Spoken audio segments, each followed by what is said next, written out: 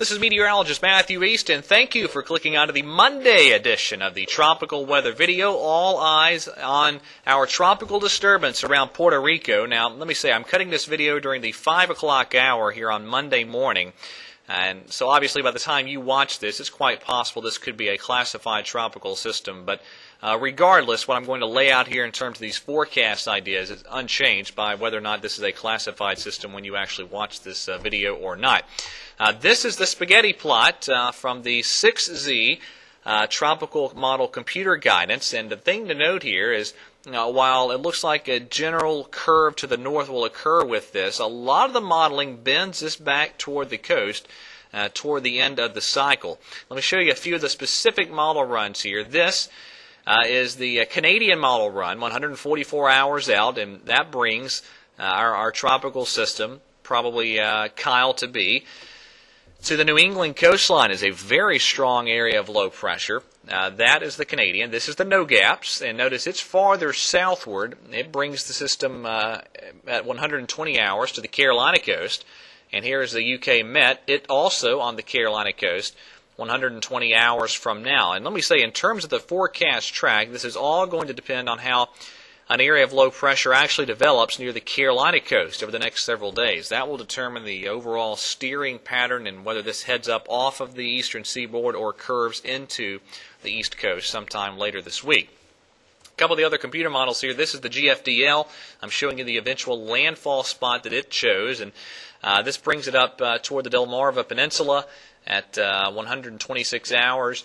As a probably a Category 1 hurricane with 87 knot 35 meter winds and pressure pretty low, so it might even be indicating a Category 2 hurricane.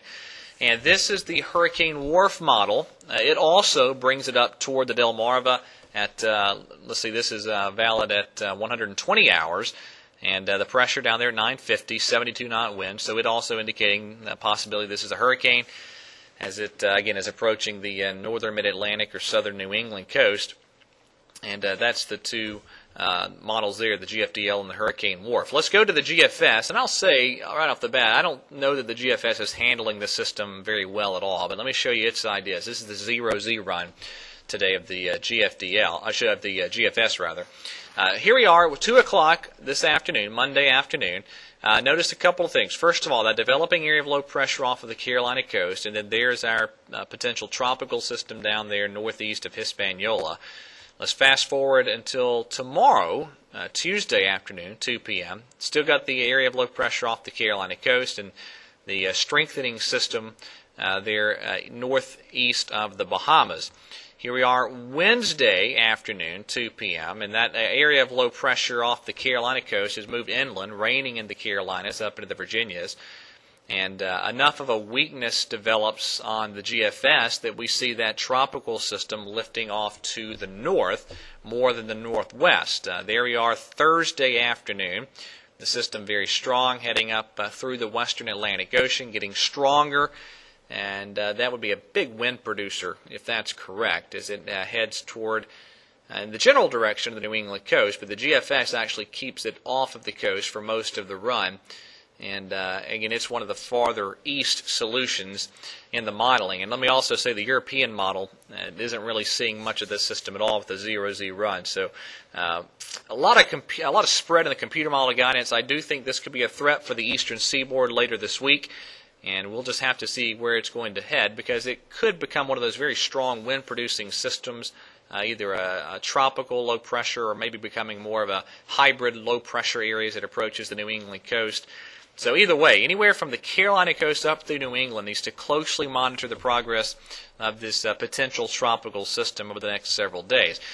Elsewhere in the tropics, the Gulf and the Caribbean very quiet, and the Atlantic Ocean also very, very quiet. So that's it for this edition of the video. You want to drop me an email, matthew.east@news14.com, and remember, News 14 Carolina for you. Time Warner Cable Channel 14 in the Charlotte, Triad, Triangle, and Wilmington television markets, and on the web at www.news14.com. Thanks for watching the Monday edition of the Tropical Weather Video. A new edition will be posted coming up bright and early on Tuesday morning. God bless you all, and everyone have a great Monday.